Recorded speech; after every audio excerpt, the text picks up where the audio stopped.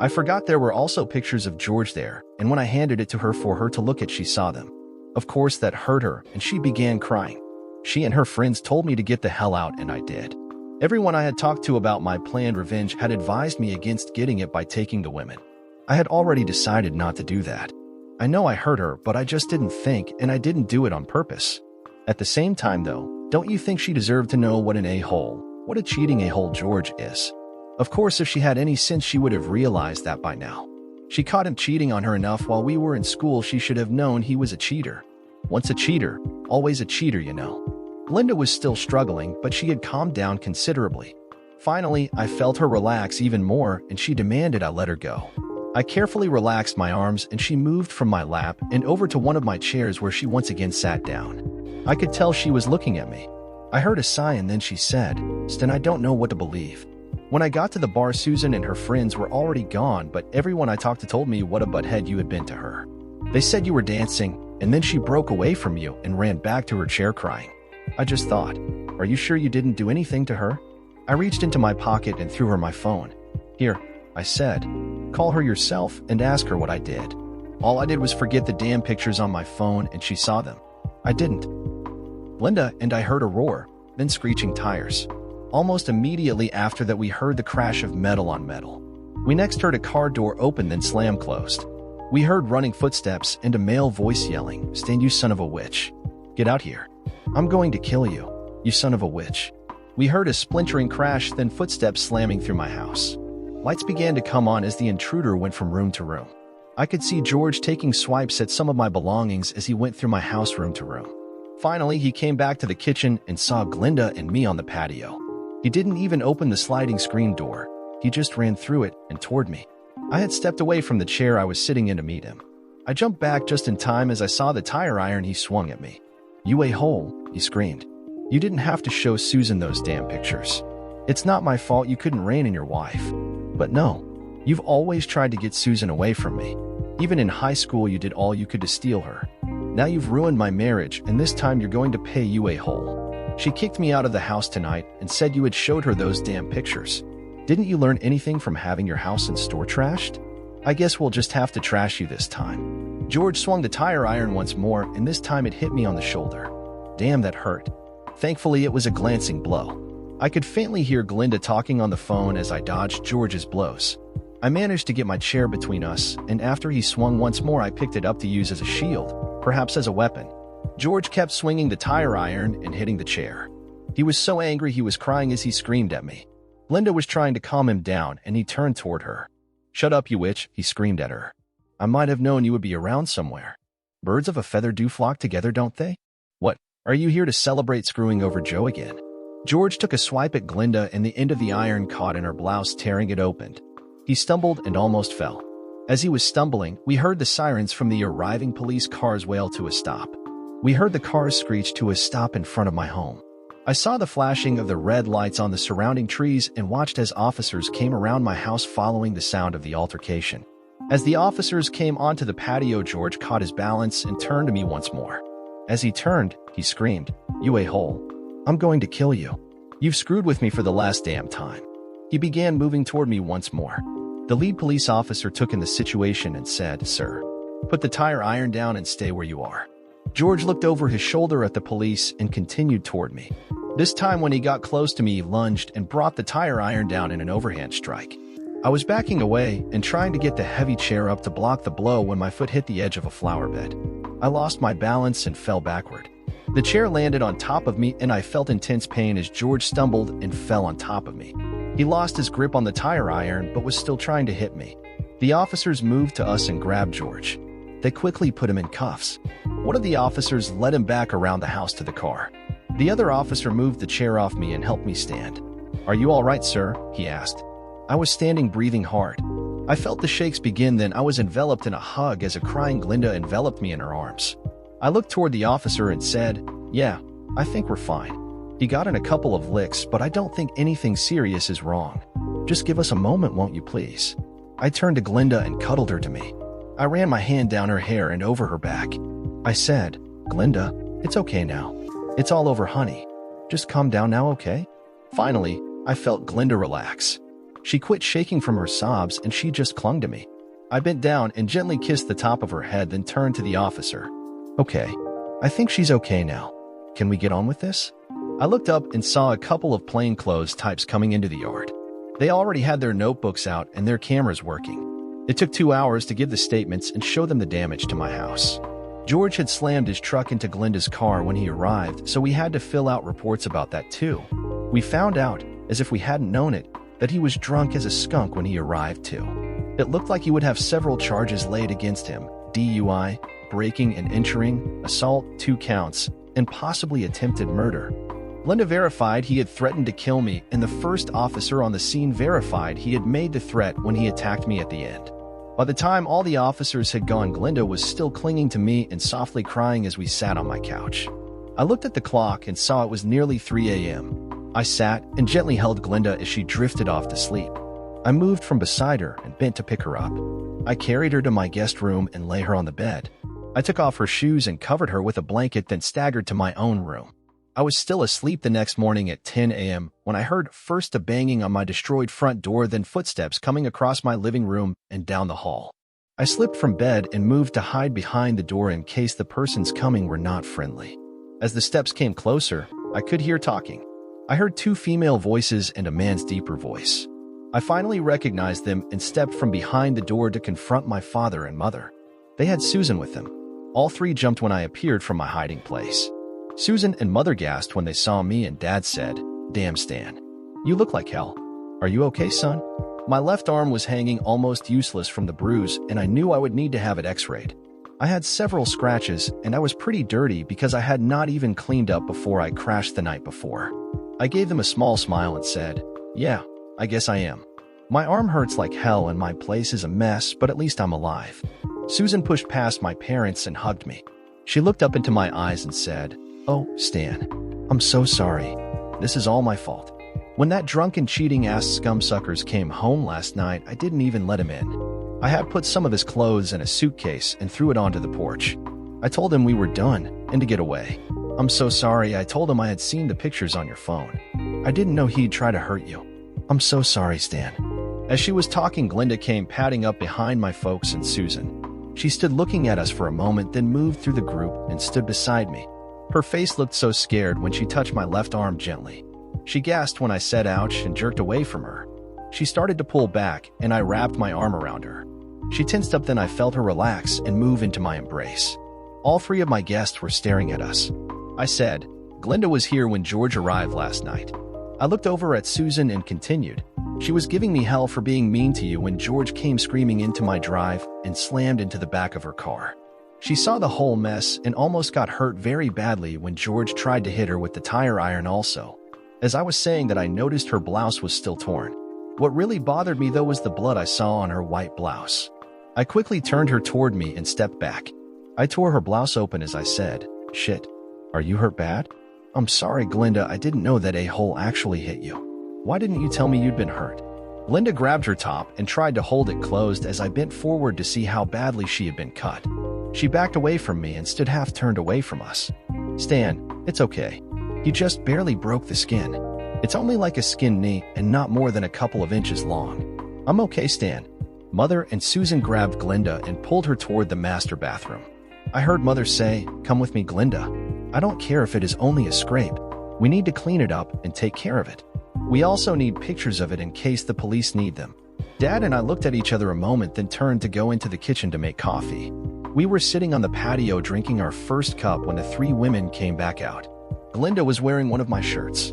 Glenda pulled one of my chairs up near mine before she sat down. We all sat and finished the pot of coffee and discussed the night before. As we were visiting, I found out that Susan had read about George's arrest in the paper. It had only said I had been injured, not how badly. She rushed over to my parents' house to see how badly I was hurt. They had already seen the article and called the police for information. They were just coming out of the house to come see me when she arrived, so she came with them.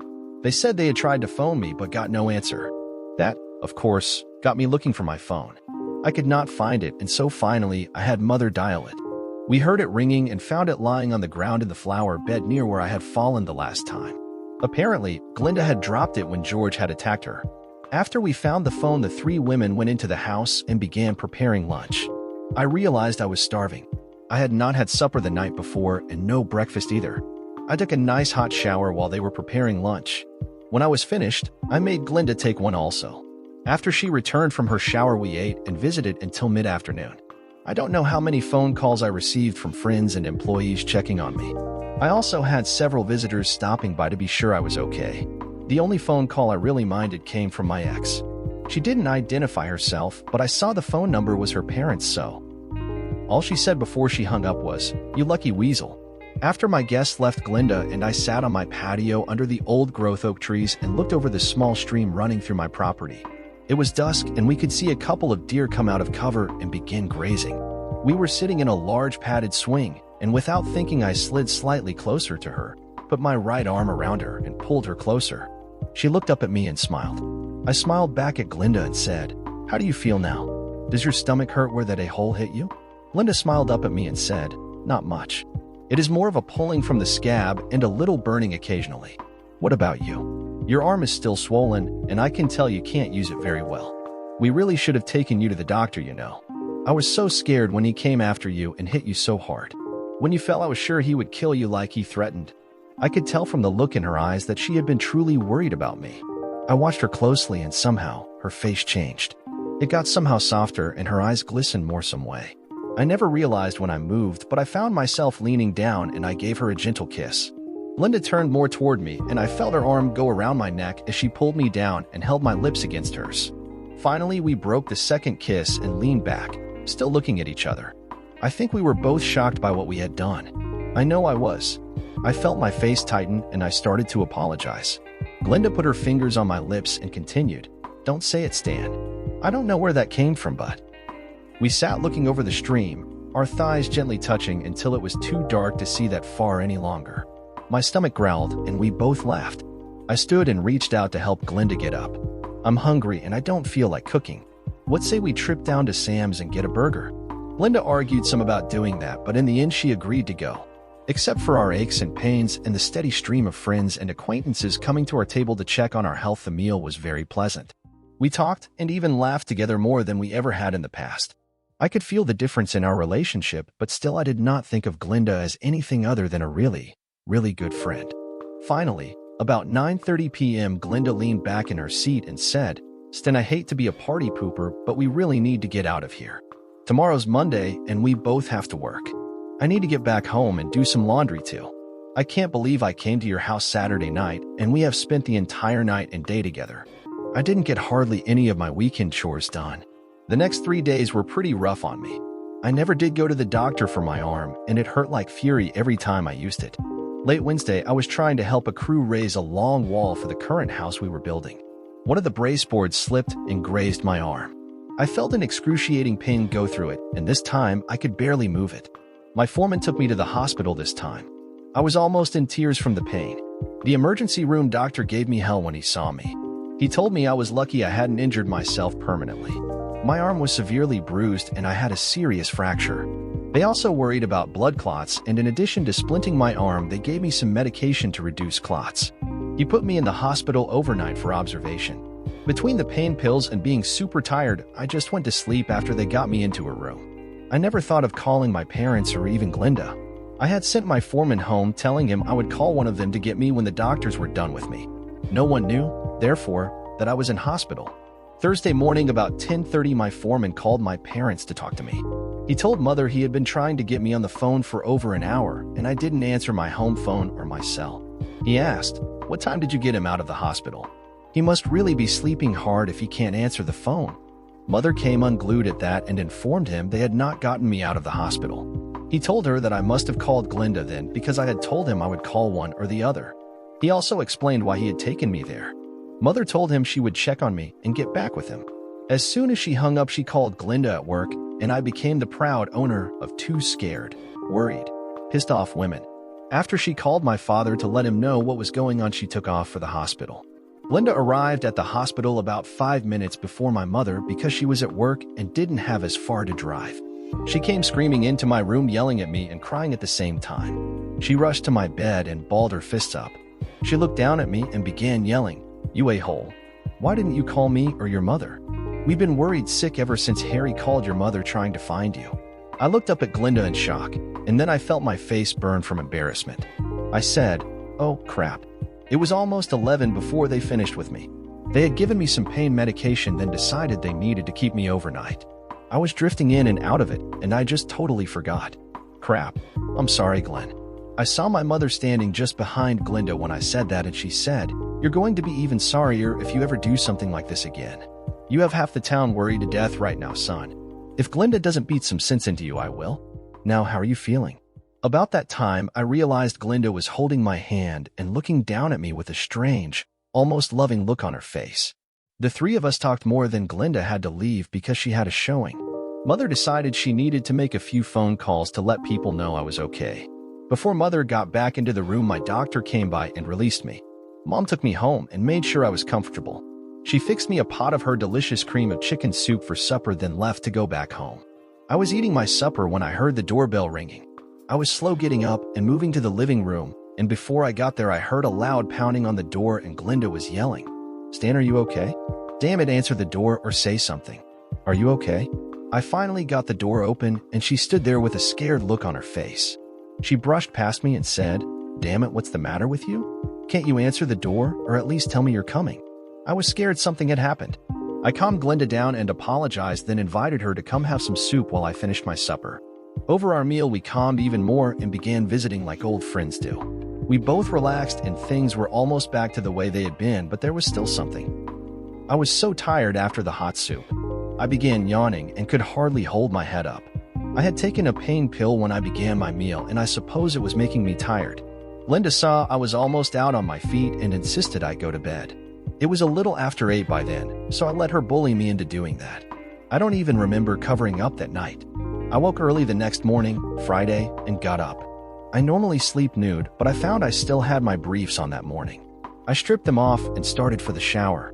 Before I got there, I decided to make coffee so I could have a cup as soon as I finished cleaning up. I was standing at the kitchen counter when I heard the patio door slide open. I turned toward the sound and heard a gasp. I felt my heart leap with fear, then I felt my face heat up. Glinda was standing in the door staring at my naked form. Glinda turned away from me and began stammering. She said, "Oh God. I'm sorry, Stan. I should have knocked, but I saw the light on in the bathroom and there wasn't a light here, so Your mother and I talked last night after I put you to bed and decided I would check on you before I went into the office. She gave me a key to your back door and I was going to make you breakfast. I'm sorry."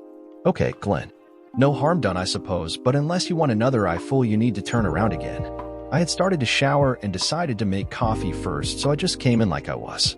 "Why don't you sit down, and when I get done we can have some coffee before we decide on breakfast." When I returned from my shower, I had put on a t-shirt and Docker shorts. I was going to the work sites today, but didn't plan on working, so dressed to be as cool as I could. I found Glinda sitting on the patio watching the mist rise from the small stream as the newly risen sun's rays slanted down through it. I got a cup of coffee and joined her. She just looked up at me and smiled. Neither of us said anything for a short time, then she looked over at me and said, "God, Stan, it's so beautiful and peaceful here. I'm so jealous of you. I wish I had the money to buy this when I sold it to you, and now I want it even more. You've got the most perfect home here." "Yeah, I know. I wouldn't give this up for anything. I came so close to losing it too." Patty insisted on a prenuptial agreement before the marriage to protect her savings and potential inheritance. She had her attorney leave out protection for me, and I didn't catch it. My father caught the fact the agreement only protected her and sent me to an attorney who advised me to include wording in it to protect my pre-marriage property like she did hers. If I hadn't done that, she might very well have either got this place, or I might have been forced to sell it during the divorce. I think Glinda saw the change in me when I began talking about the divorce again. She reached out and placed her hand on mine, then said, "I'm sorry, Stan. I didn't mean to bring back bad memories. I know how easy it is to slip back into those feelings of anger and hurt. It took me over a year to be able to think about Joe and our divorce without getting angry and hurt again." "What's it been for you?" "About 6 months. No, Glenn, around 7 since the divorce was granted and only about 5 from when it was final. I still want to get even with that witch and her friends and family. Sometimes I find myself thinking of ways I can hurt them all like I was hurt. I am so glad you and some of my other friends talked me out of what I was planning earlier, but I still need some payback." I wonder now, remembering the way her first prenuptial agreement was worded and how angry she and her father got when I changed it. I wonder if she and maybe even he didn't want to get their hands on my families and my property. I was so convinced she loved me and was trustworthy, but now, looking back. You remember how Patty was in school and college. She was a flirt and put out more than most of you girls did. I guess I was just like most of the guys. I fell for the pretty face and fine body. I was sure after she said she was mine that she was solely mine. Shit, now I wonder if she ever quit screwing around and if she was just using me like she used to use her other boyfriends. She was always an expensive date, and if you didn't give her a great gift for special occasions, it took forever to get back in her good graces. I think her picture should be used in the definition of high maintenance. Glenda looked over at Stan and squeezed his hand. I know how you feel, Stan. Joe was sort of like that. He always wanted more toys. We didn't have much money when we were married because we were young and just starting out in life. I wasn't selling much real estate, and he didn't make much working as a framer for his first company. I was always arguing with him because he bought luxuries before we paid our bills and bought food. A time or two, I had to borrow money from my parents to buy food or pay utility bills. He was always cashing his paycheck and drinking a lot of it up on paydays. Now you sit while I go fix some breakfast. It's almost 7:30 and we both need to get to work soon. Stan leaned back from his empty plate and said, Glenn, that was great. I thought Mom made delicious omelets, but this one made hers look like a beginner's first attempt. Now let's get our butts in gear and get to work. Leave the dishes and I'll take care of them tonight. No, it won't take long to put them in the dishwasher, and I refuse to leave dirty dishes lying around. If you have to go now, do it. It won't take me 5 minutes to clean up here. Stan sighed and moved to help Glenda.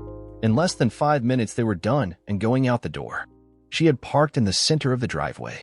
He opened her car door for her, and as she started to get in, without thinking, Stan leaned down and gave her a gentle kiss. Glenda gasped and stepped back. Her eyes were almost frightened when he looked down into them. Stan hadn't even realized what he had done until she had that reaction. Oh, shit, Glenn. I'm sorry. Hell, I didn't even think about what I was doing. Crap. Glenda got in her car and sat looking out the window at Stan for a moment. Finally, she put the key in the ignition and started it. Stan watched as she turned her head without a word or gesture and backed down his driveway. He was still standing there as she drove out of sight. Stan didn't see or talk to Glenda the rest of the day or that weekend. He went to his parents for lunch Sunday, and his mother got in his face as soon as he walked into the kitchen. She said, Stan, what did you do to Glenda Friday? I called her last night to see how things went, and she began crying. She never would tell me what the problem was. I sent that girl over there to help you, and if you hurt her, I'll... Mom, I didn't do anything.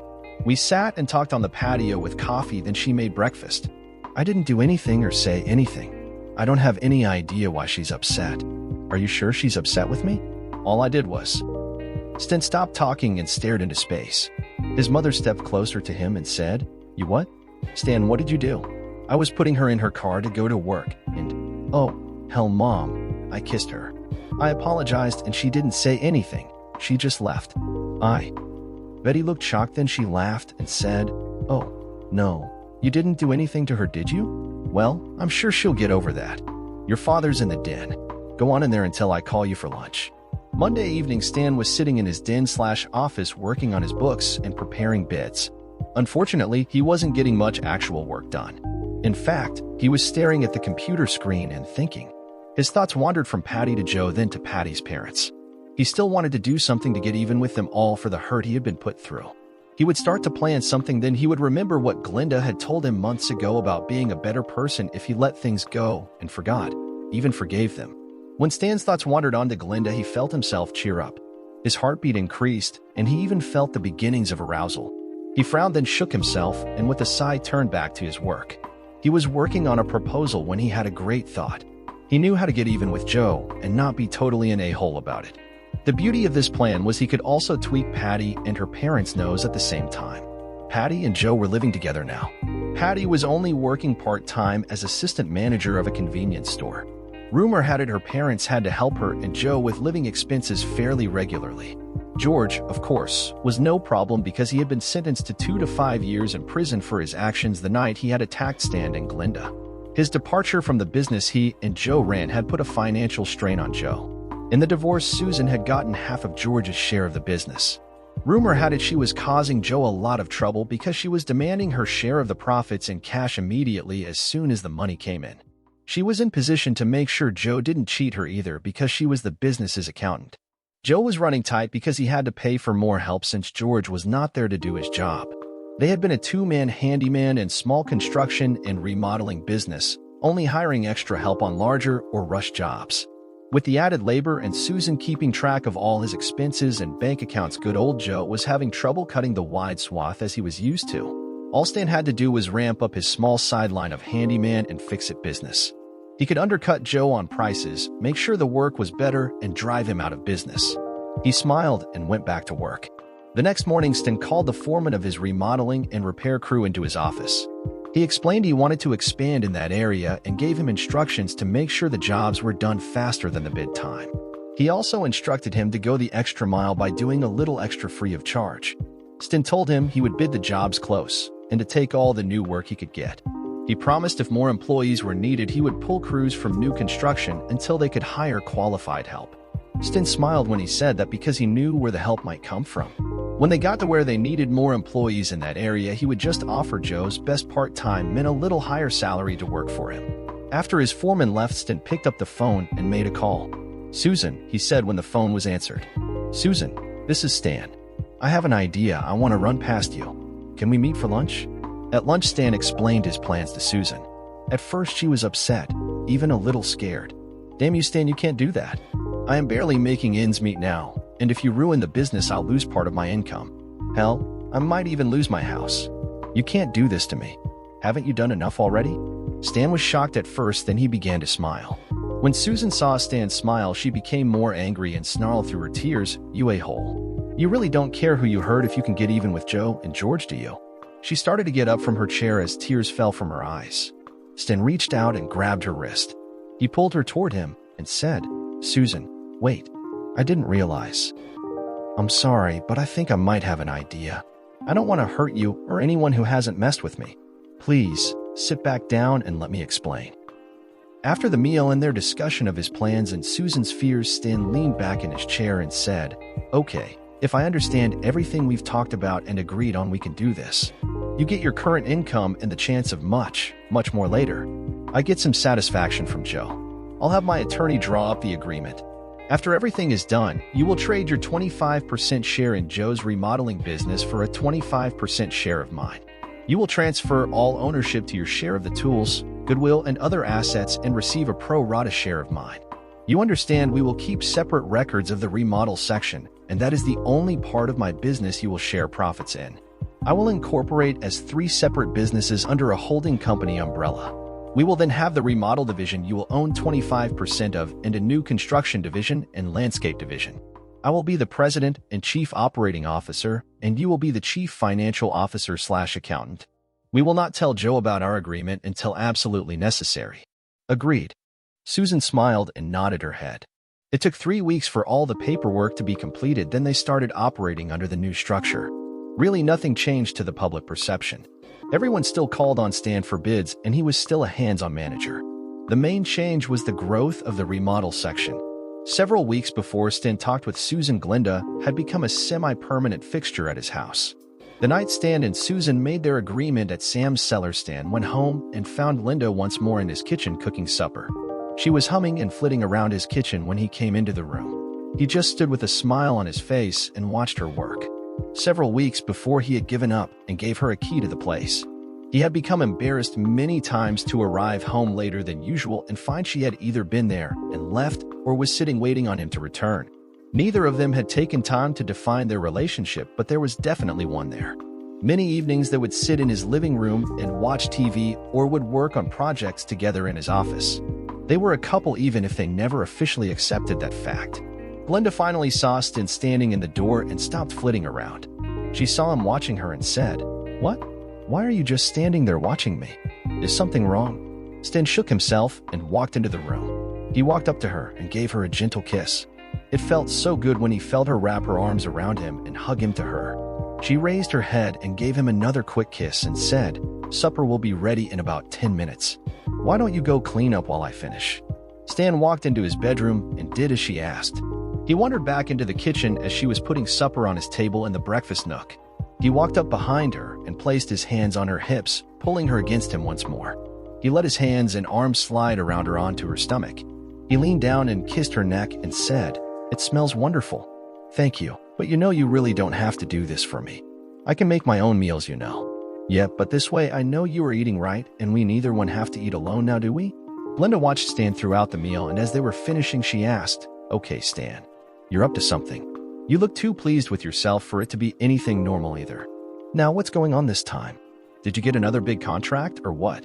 "No, nothing like a big contract or anything like that. I have been talking with some of my employees and another owner of a small remodel business. We have decided to enlarge our remodel crew and take on more of the small jobs. I have merged that owner's business with the remodel part of my business. I'm going to incorporate, and the corporation will have 3 divisions: remodel, new construction, and landscaping. The new investor will become my chief financial officer. I will be president and chief executive officer." "Oh, that's great. Who is this investor? Do I know him?" Well, it's not a him. It's a her, and yeah, you know her. Susan is having trouble making ends meet, so I let her buy into my remodel business with her share of George and Joe's business she got in the divorce. The corporation will pay her a little higher salary than she makes now part-time as an accountant, and we expect her share of the profits from the remodel business will be greater than she gets now from Joe. She should be able to live better and won't have to worry about income from Joe. She said he is having more and more trouble making his payroll, and her profit share has shrank badly over the last year. Glenda looked over at Stan and said, "And this wouldn't be a way to give Joe the shaft now, would it, Stan?" Well, not really. It's a good business decision. I've been turning away remodel work for a long time because it isn't as profitable as new construction, but... Well, it might hurt Joe, but that isn't my only reason for doing this." Glenda just looked at him and sighed. She sighed and said, "I should have known you couldn't let it go. Just don't get all tied up in the revenge and forget you are a businessman. I don't want to see you doing things just so Joe will hurt. Are we clear on that?" Within 5 months, Joe was on his last legs. He was being constantly hounded by creditors. He was losing help because many times his paychecks bounced when they tried to cash them. In short, he was down and out. Stan had hired away all the good workers, and Joe was left with inexperienced or poor workers. He had many complaints about the quality of his work, and as his reputation slid, so did his profit. One night at their favorite hangout, Sam's Cellar, a local bar that served wonderful pizza and sandwiches, Joe staggered up to the table Stan and Glenda were sitting at. He was already drunk on his bum. "Well, a-hole. You and the witch finally did it. I hope you're happy now. I had to close up shop today. I had to file for bankruptcy. I don't know how you managed to get Susan to shaft me and George like she did, but between her disloyalty and your cutthroat tactics, you have ruined me. I ought to beat your bum for that." "You scumsucker," Stan said. "I haven't done anything to you. All I did was expand an already existing part of my business. I got tired of turning down work when it was offered, so decided to take it on. It's not my fault if you aren't a good enough businessman or contractor to keep your business going." As for Susan, she needed a steady, trustworthy income because she was having trouble making ends meet. She knows our business because she has worked as an accountant and bookkeeper for you, and George, as well as working part-time in Slick's accounting office. She wanted to buy into my business, and all she had to do that with was her share of yours. I took that share and hired her to work for me. That's it. Now move on. Glenda and I want to have supper in peace and unwind from the week. Shithead, you just couldn't stand it that I was the better lover and nailed your skanky wife, could you? That's what this is all about, isn't it? Well, let me tell you, she keeps telling me how much better I am than you were. I can make her scream when she climaxes. I bet you never did. I don't know why you let her go and took up with this little 304. Hell, you know as well as I do that if you can get it into her, you would get just as much pleasure beating off as you do screwing her. Hell, she's probably a lesbo. She almost never climaxes when she gets screwed. At least I got the best woman out of the deal." Joe turned to walk off laughing loudly. Stan jumped to his feet and started to follow him. Linda rapidly stood and caught him. She pulled him back and said, "Stan, let it go. It's not worth it." Stan looked down at Glenda and felt his anger surge once more. She was looking up at him pleadingly while tears coursed down her cheeks. She saw his face change expression once more and felt her stomach tighten when his lips tightened. "Please," she said. Stan turned to her and pulled her into an embrace. They stood for several seconds like that as Stan felt Glenda shudder from her silent tears. Finally, she pushed back from him, and wiped her face with her fingers. She took his hand and led him back to their table in their cooling supper. When they were about half done eating, Glinda looked up at Stan and said, "It's not true, you know." Stan looked puzzled and asked, "What's not true?" "What he said about me. It's not true. I'm not a lesbian, and I can climax when the man is someone I love and when he takes his time to do it right." Joe was a wham, bam, see you later ma'am type guy. Sometimes he didn't even get me ready before he did it to me. Glinda was silently crying again as she told Stan that. He stood and threw enough cash on the table to pay for their meal. He walked to Glinda and gently helped her from her seat. They cuddled all the way to his truck. Instead of taking Glinda back to her house, Stan took her to his. He helped her into his house, and they sat in his living room drinking wine as she cried from time to time. Glinda curled into him and placed her arm around his neck. They just sat holding each other. Before long, Stan realized Glinda was sleeping. Stan smiled and stood, picking Glinda up as he rose. He carefully walked down the hallway with her and entered the same guest room she had slept in the night George attacked them. Once again, he removed her shoes and gently covered her while she slept. Stan returned to the living room and made sure all doors were locked. He turned off the lights and went in his bedroom. This time he completely stripped and crawled into bed nude as was his practice. It took him a long time to get to sleep, but he finally did so. The next morning, sunlight was streaming into the room. Stan felt strange. He was content and had slept better than he had in a long time. After he fully awakened, he realized he was lying on his back, and there was a feminine form snuggled up to him with her head on his shoulder. She was staring at him with her gorgeous green eyes. When Glinda saw Stan was awake, she rose up and gave him a gentle kiss. Time stood still for the couple.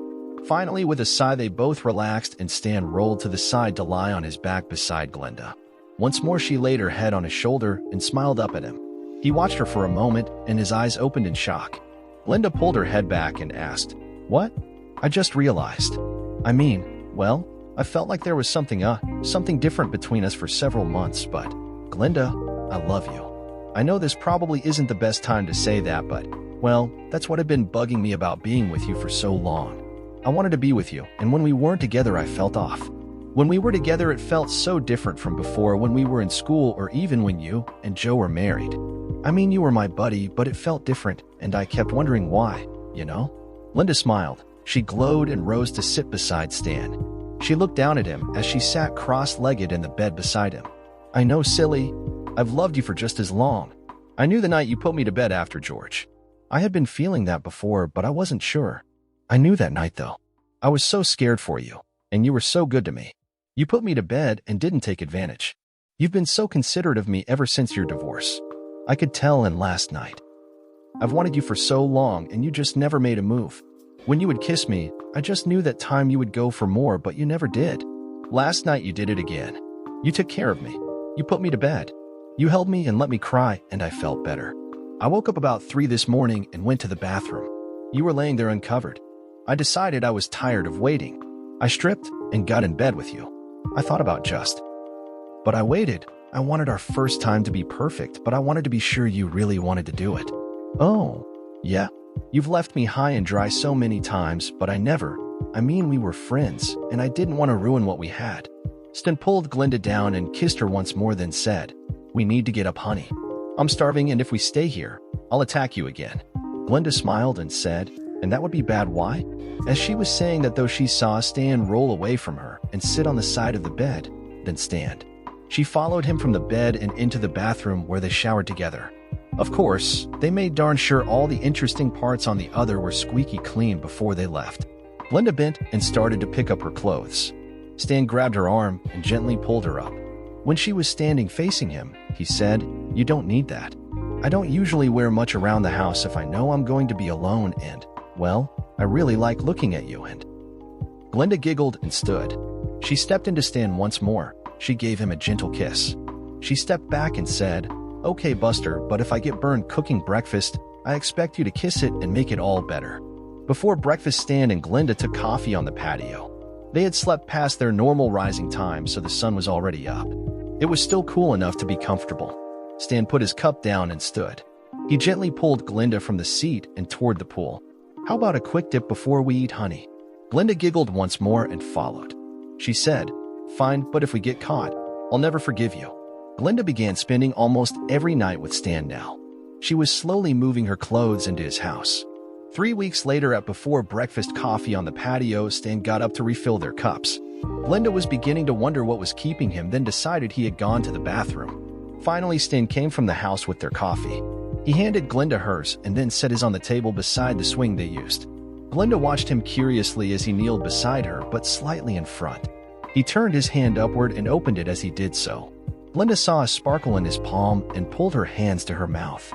As Stan asked the question, she realized what he was doing. She was already crying and shaking her head yes as Stan asked, "Glinda, I know there may be more romantic ways or places to ask this question, but I feel like these mornings here on the patio, alone with you, are so special. Glinda, will you marry me?" Glinda held her hand out for Stan to slip the ring on her ring finger. She was smiling and nodding her head yes, and she answered, "Yes." After breakfast, the happy couple dressed and went to see each of their parents to tell them the news. Neither Glinda nor Stan wanted to wait long to marry, so Glinda got busy and arranged things for 7 weeks later. They reserved the church they both attended whenever they went and reserved the VFW hall for the reception. Things were set, and they were so happy. 6 days before the wedding, on a Monday, Stan's doorbell rang. Glinda answered the door and saw Patty and her parents standing there. She just stood and stared, wondering what to do. Finally, Patty spoke. She said, "Glinda, I know I'm not your or Stan's favorite person, but we need to talk to him. It's important. Please, can we just talk for a moment?" Glinda finally stepped back from the door and yelled over her shoulder, "Stan, honey, can you come here, please? Someone wants to talk to you." Stan came into the living room and stopped when he saw Patty and her parents. He opened his mouth to speak, but Patty beat him to it. She said, "Stan, please. It's important. I know I'm not your favorite person, and I know I hurt you badly, but this is important, and I don't want to. Can we just please talk a moment?" Stan took a deep breath and finally gestured into the living room to the seating area. Glinda started to leave, then thought better of it. She sat on the arm of Stan's chair while Patty and her parents sat on the couch off to the side. Patty looked around and then looked over at her father. Finally, Patty took a deep breath and began talking. She said, "Stan, I know I hurt you, and I don't have any excuse except Joe and George have been my friends, and, yes, even my lovers since junior high school. Oh, the first couple of years after we got married, we didn't do anything, but then it started up again. They were always in the store and making suggestive comments. You know how I like to flirt, and the flirting got me so ready." Patty blushed and looked toward her parents. Once again, she took a deep breath and continued. Finally, one night after the store closed, they would not leave. We kept drinking beer, and then, before I knew it, they were screwing me. "Stan, I'm sorry, but I did like it. I felt so alive and turned on being with both at once and knowing I was married to you. After that night, I tried to stop. I really did, but they kept pushing for more. They made it a point to be there when we locked up, and from the moment the last employee left, they would touch me, kiss me, and talk dirty to me. God help me, but I responded to that so much. I loved the feeling of being screwed in my office in our store. I just never could end it. I don't know why I let them extend their credit line, but I did. Then they just pushed for more, and I let them have whatever they wanted. I just kept getting in deeper and deeper. Oh, yes, I was angry at you when you just kicked me to the curb and didn't even try to save our marriage. Then when your father found out what I had been doing at the store and fired me, I became even angrier. Joe, and I began trying to figure out ways to make you pay." Patty turned her head toward Glinda and continued, "Glinda, he really became angry when he saw you and Stan together so much. Of course, by then I was living with him and Daddy was helping with our expenses.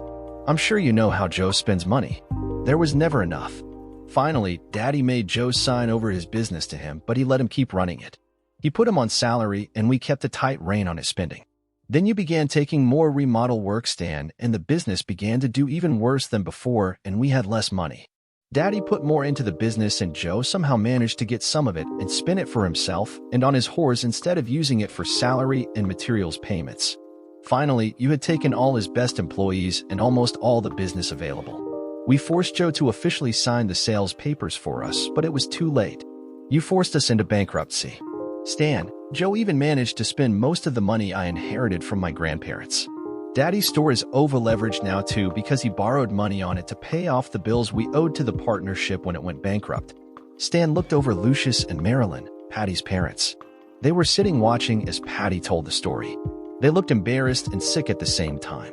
Patty continued, "Stan, we know this is not your fault. We let Joe con us. Before you ask, no, This visit isn't to try and get you to help us financially. We made our bed, and now we have to lay in it. I suppose the entire sick mess is my fault. I'm the one who couldn't keep her legs together and keep the best man I've ever seen."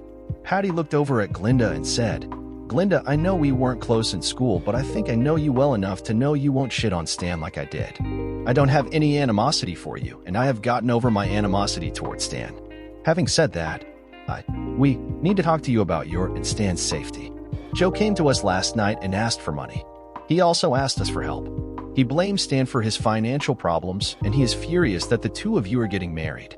He says if he can't have me, he'll just have to take you back. We called the police and reported Joe's threats to them, but they say they can't do anything until they get some type of proof. We need to warn you, and we want you to know if anything bad does happen, it wasn't us that did it, no matter what Joe may say."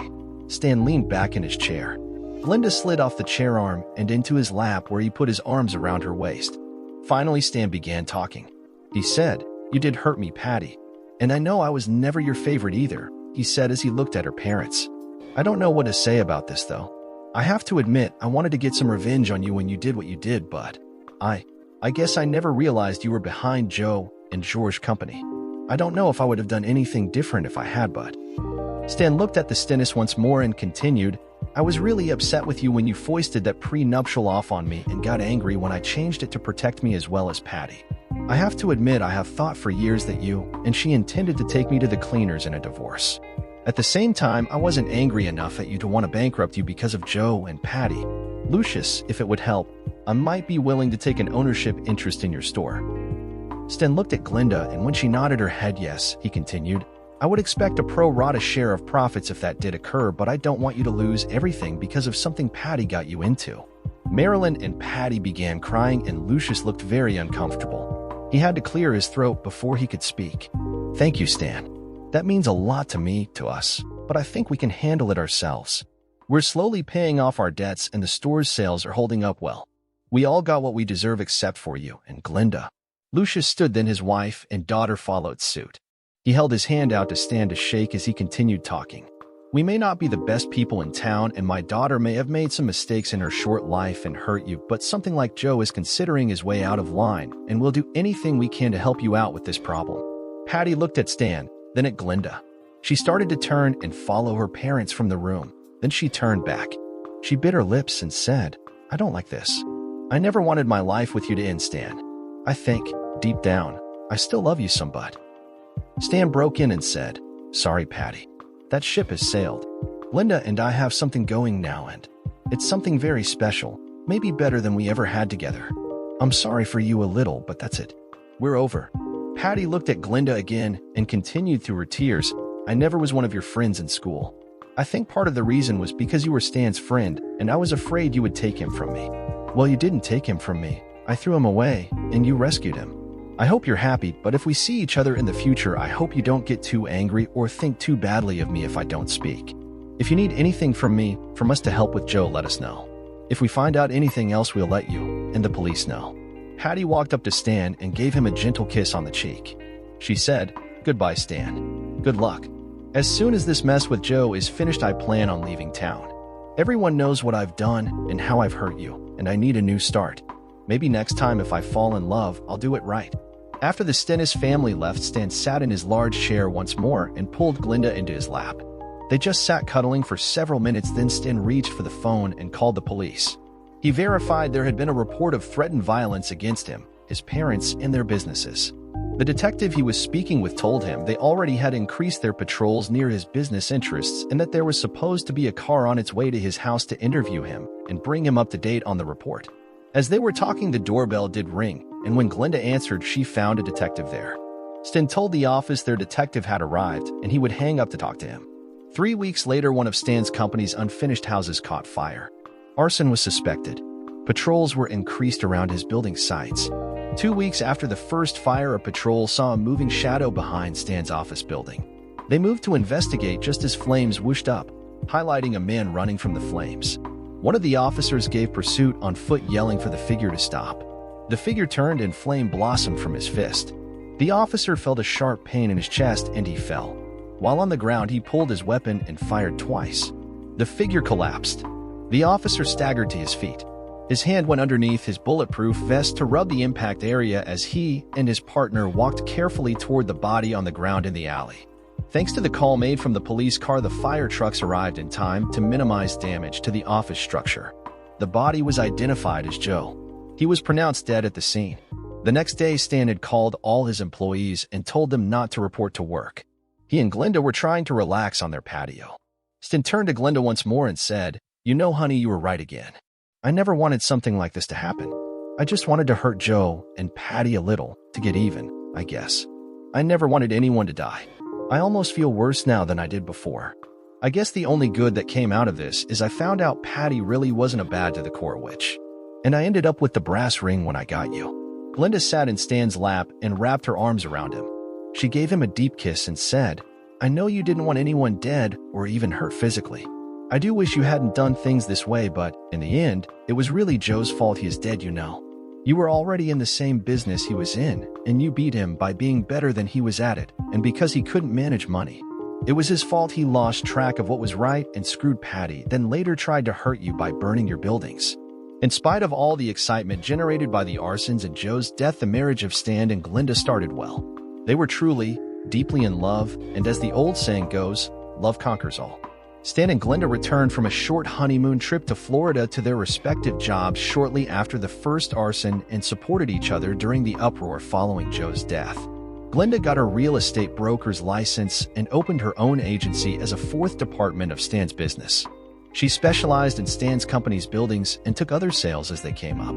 When Stan's parents retired, his company took over the building supply center as a fifth department. They hired a manager to oversee it. Over the years, their family increased when they first had a son, then 2 years later a daughter. One day, Stan looked over at Glenda as she sat beside the pool watching their 7- and 9-year-old children play in the shallow end. He smiled and said, "You know, honey, this is everything I ever wanted. I have a great business I love doing and 2 wonderful children. Best of all, I have you." When it was happening, when Patty was cheating on me and we were in the middle of the divorce, I thought it was the worst, most hurtful thing that could happen to me. I was wrong. It was the best thing because I found you. What we have is so much better than what I had with Patty. I sometimes want to find her and thank her for making me divorce her. Glenda looked over at Stan and smiled. Through her tears, she said, "I love you too, honey." Dear listeners, please share your thoughts in the comments section below and don't forget to like, share, and subscribe.